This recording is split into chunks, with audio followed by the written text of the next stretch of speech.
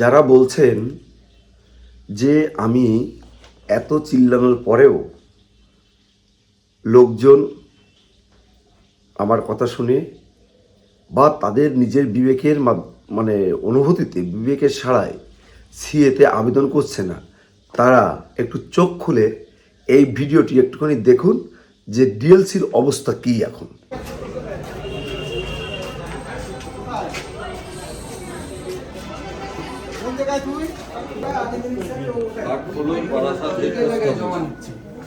নিচে বাড়ি ভাড়া ডিট দিয়ে নিচ্ছে, কিন্তু এরা তো সময় দিচ্ছে না, শুনছে না। মানে আমার সঙ্গে রাগারাগি করে করে আপনাকে বলছি। নমস্কার, আমি দেবপ্রসাদ গাইন চলে এলাম আপনাদের জন্য সিএ হাসির সংবাদ নয়, খুশির সংবাদ নিয়ে।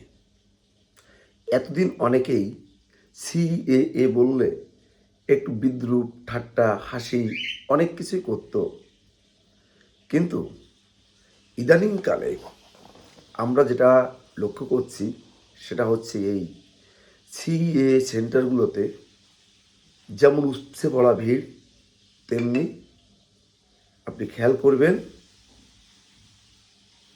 আপনার ডিএলসিতে তিল ঠাইয়ার জায়গা নাহি রে, প্রচুর ভিড়। এক এক দিনে 300, 400, 500 লোকেরও হ্যারিং হচ্ছে। তো হ্যারিং তো হচ্ছে, হ্যারিং হওয়ার পর সার্টিফিকেটই পাচ্ছে। এই প্রশ্নের উত্তর এখন আমার আর দেওয়া লাগে না, আপনারা নিজেরাই নিজেদের বাড়ির পাশে যারা পাচ্ছে তাদের কাছে সংবাদ পেয়ে পেয়ে এখন দৌড়িয়ে দৌড়িয়ে আপনারা আমাদের কাছে চলে আসছেন। আর আমরাও কিন্তু হার মানার পাত্র নই, আপনাদের পরে আমরা অখুশিও নই। যারা এতদিন করেননি, আমাদের এতবার বলার পরেও করেননি, তাদের বলবো লজ্জার কোনো ব্যাপার নেই। হয়তো আপনারা একটু জল মাপছিলেন কী হয় কি না হয়। এখন তো বুঝতেই পারছেন যে কোনো রাজনৈতিক দলের কথাবার্তা দিয়ে কোনো কিছু হবে না। যেটা হবে সেটা হচ্ছে এই, আপনার একটু অসুবিধা হবে যদি এই নাগরিকত্ব কার্ডটা না নেন। এত সহজ আইনে, এত সহজ পদ্ধতিতে একটি দেশে বসবাস করব, আমরা কেন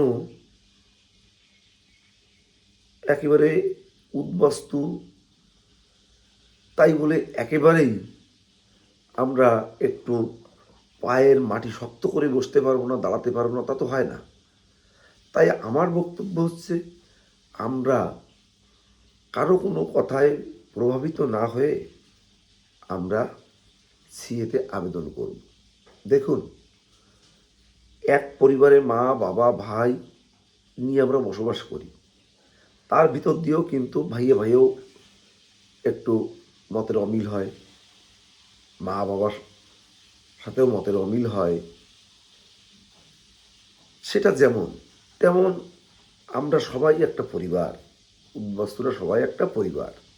এই পরিবারের এক একজন এক একটি রাজনৈতিক দল বিশ্বাস করতে পারে, এক একটি রাজনৈতিক দলের মতাদর্শ নিয়ে তারা চলতে পারে। তাতে কিন্তু কোনো অসুবিধার কিছু নেই, এখানে দুঃখ পাওয়ারও কিছু নেই, কষ্ট পাওয়ারও কিছু নেই। আপনি যে কোনো রাজনৈতিক দল করুন, অসুবিধার কিন্তু কিছু নেই। কিন্তু অসুবিধা হচ্ছে একটা জায়গায়, সেটা হচ্ছে এই, আমরা যে যে রাজনৈতিক দল করি সে পর্যন্ত ঠিক আছে, কিন্তু আমরা নিজেদের স্বার্থ সিদ্ধি, নিজেদের স্বার্থ উদ্ধার করার জন্য কেন আমরা নিজেদের মতো করে একটু ভাবতে পারবো না? অনেকেই ভেবেছে, অনেকেই সিপিএম করে, তৃণমূল করে, কংগ্রেস করে, এসইউসিআই করে, বিজেপি করে, সব দলমত নির্বিশেষে সিএতে আবেদন করেছে। দেখুন, running MLA, running councillor, running commissioner, running panchayat, এরকম মানুষও সিএতে আবেদন করেছে তার নজির কিন্তু আমরা প্রথম থেকে আছে বলে যাচ্ছি। তাহলে আমরা যদি যে সমস্ত পিছিয়ে পড়া মানুষ, প্রান্তিক মানুষ, উদ্বাস্তু মানুষ, পূর্ববঙ্গ, আফগানিস্তান এবং পাকিস্তান থেকে আসা হিন্দু, বৌদ্ধ, শিখ, জৈন, ফার্সি, খ্রিস্টান এই 6 সম্প্রদায়ের মানুষ হয়ে থাকি, তাহলে আমরা ভারত সরকার আমাদেরকে একটি নির্দিষ্ট আইনে যে নাগরিকত্বটা দিচ্ছে, আমরা আসুন এই নাগরিকত্বটা আমরা গ্রহণ করি। তার কারণ এর থেকে আমাদের বাঁচার এবং নাগরিকত্ব পাওয়ার সুন্দর পথ আর খোলা নেই। দেখুন, ধর্ণা মঞ্চ হবে, আপনার ঘেরাও হবে, লং মার্চ হবে, অনশন হবে, সব কিছু হবে, কিন্তু ভারতের তাদের অর্থাৎ আমাদের মহান ভারতবর্ষের নিজস্ব একটা আইন আছে, নিজস্ব একটা গতি আছে। হয়তো দেশের প্রধানমন্ত্রী পাল্টে যাবে, যেমন রাজ্যের রাজা পরিবর্তন হয় কিন্তু রাজ্যের নীতি পরিবর্তন হয় না, সেরকম দেশের কিন্তু আইন কানুন পরিবর্তন হয়ে যাবে না। এরপরে যে এনপিআরের কথা বলি, সেটাও কিন্তু হবে। এনপিআর শেষে আপনারা দেখবেন এনআরসিও কিন্তু এই দেশে হবে, যেমন আসামে হয়েছিল, পশ্চিম বাংলায়ও তার ধারাবাহিকতা বজায় থাকবে। এটা হচ্ছে মোটামুটি মূল বক্তব্য। আপনারা খেয়াল করলে অবশ্যই মিডিয়ার মাধ্যমে জেনেছেন, আমাদের ইউটিউব অনেক চ্যানেলে শুনেছেন যে সারা রাজ্য জুড়ে এবং প্রত্যেকটি রাজ্যের মুখ্যমন্ত্রীদের বলে দেওয়া হয়েছে যে ইমিডিয়েটলি এতগুলো করে ডিটেনশন ক্যাম্প আপনার রাজ্যে তৈরি করবেন। সেই মানে আদেশ নিয়ে আপনারা খেয়াল করুন যে রাজ্যে রাজ্যে ডিটেনশন ক্যাম্প তৈরি হচ্ছে কি হচ্ছে না। যদি হয়ে থাকে তাহলে আপনারা, যারা আপনাদের নিষেধ করছে যে না সিএ করা যাবে না, তাদের বলবেন যে এই ডিটেনশন ক্যাম্পে কি গরু ছাগল রাখার জন্য তৈরি করা হচ্ছে? এখানে কারা থাকবে? প্রশ্ন যেমন আমারও রইল, আপনারাও করবেন। আমরা এখানে এসে ভালো করে ভেবে দেখুন, এই যে কাগজপত্র করেছি, Aadhaar card, voter card, PAN card, ration card, ব্যাংকের বই, জমির দলিল, চাকরি বাকরি পেয়েছে অনেকে, এর একটাও কিন্তু নাগরিকত্বের প্রমাণ বহন করে না। মহামান্য সুপ্রিম কোর্ট সেটা কিন্তু বারবার বলেছে। তাহলে নাগরিকত্বের প্রমাণ পেতে গেলে আমাদের উদ্বাস্তু মানুষ যারা আমরা এসেছি, তাদের কিন্তু সিএ এর মাধ্যমে নাগরিকত্বটা নিতে হবে। হ্যাঁ, আমি জানি আপনারা প্রচুর মানুষ এই কাগজ করার জন্যে টাকা পয়সা দিয়েও করেছেন, দালাল মারফত টাকা পয়সা খরচা করে করেছেন। তাহলে আজকে আমরা এত কাগজ করতে পেরেছি, এই একটা কাগজ আমরা করে ফেলে রাখি না, অসুবিধা কোথায়?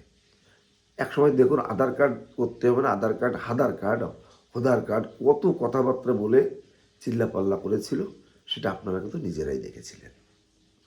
সে সমস্ত মানুষগুলো কিন্তু আগে আধার কার্ডটা করে নিয়েছিল। আধার কার্ড বললে যে আমি আধার কার্ড করেছি, একথা বললে মানুষ এই আসতে, এই আধার কার্ড কোন কাজে লাগবে? যখন আমি করেছি তখনকার কথা বলছি। এখন আধার কার্ড বিহীন কিন্তু আপনি চলতে পারেন না। সেই রকম একটা দিন আসবে, এই দেশে আপনি চলাফেরা করতে গেলেও আপনার নাগরিকত্ব কার্ড যখন স্মার্ট কার্ড হয়ে যাবে, তখন নাগরিকত্বর যে প্রমাণ, সেটা ওই কার্ডের মধ্যে থাকবে। আমাদের যত কাগজপত্র আছে সবগুলো দেখবেন একটা কার্ডের ভিতরে তার ডেটা ঢোকানো থাকবে। তাহলে এই কার্ডটা আমাদের কত প্রয়োজন আপনারা ভাববেন। আপনি নির্দিষ্টভাবেই এনপিআর এবং এনআরসির পরে যদি আপনার নাগরিকত্বটা না করতে পারেন, স্মার্ট কার্ড কিন্তু আপনার হাতে আসবে না, কখনো আসবে না। তো আমরা কিন্তু এইটা একটুখানি ভাবি এবং ভাবতে শিখি। সর্বোপরি একটি কথা, আপনারা যারা সিতে আবেদন করতে চান, ভুলভাল হচ্ছে, যে কোনো জেলার থেকে, যে কোনো রাজ্য থেকে আমাকে ফোন করবেন। আমার ফোন নাম্বার 9804682324। কী কাগজ লাগে, কীভাবে করতে হবে, টোটালটাই আমি এই ফোনের মাধ্যমে আপনাদের জানিয়ে দেব। ইতিমধ্যে অনেকবার বলেছি কী কী কাগজ লাগবে, ডকুমেন্টস লাগবে, আপনারা জানেন, বোঝেন, শোনেন। যারা নতুন দেখছেন তাদের বলবো, ডিসক্রিপশানে নাম্বার দেওয়া থাকবে, আপনারা ফোন করবেন। কীভাবে সিএতে আবেদন করতে হবে, কী কী কাগজপত্র লাগবে, আমি অবশ্যই আপনাদের বলবো। যাই হোক, ভিডিও টেনে এখন আর লম্বা করব না, এখন অনেক কাজ আছে। এই উদ্বাস্তু মানুষদের নিয়েই আজকে একটা মিটিং আছে, সেখানে যাব, যে কারণে আর সময় দিতে পারছি না। আপনারা ভালো থাকবেন, সুস্থ থাকবেন। যারা নতুন দেখছেন চ্যানেলটিকে সাবস্ক্রাইব করবেন। যারা প্রত্যেক দিন দেখেন তাদের বলবো, আপনারা এই চ্যানেলের বক্তব্যটা একটু শেয়ার করে দেবেন, যাতে প্রচুর লোকের সহযোগিতা হয়, সাহায্য পায় এবং প্রচুর মানুষ যাতে উপকৃত হয়। সবাইকে আমার প্রণাম।